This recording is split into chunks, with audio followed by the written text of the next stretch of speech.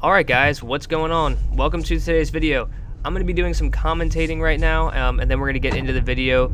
Most of the driving stuff is just straight driving. There is no talking. We'll try to find some good tunes to put on for you guys, but we're going to be taking out the 1979 Volkswagen Rabbit for a little POV drive.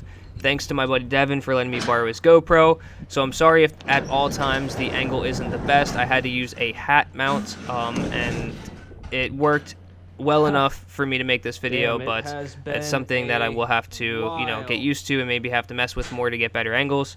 Another thing before all the sweaty people show up in the comment section, I do want to mention that the steering wheel, I am aware that it is off center, and the clunking noise is the column bearing because it slid down.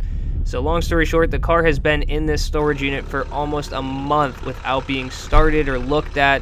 I have a lot of stuff going on in my life, so those little things don't bother me before, I know how some of you people get with the internet stuff, and it's like, fix your damn car, blah, blah, blah. Well, I got other stuff going on. As long as the car runs and drives, we're good to go. So about a month of this car sitting, she fired right up. Let's get into the video.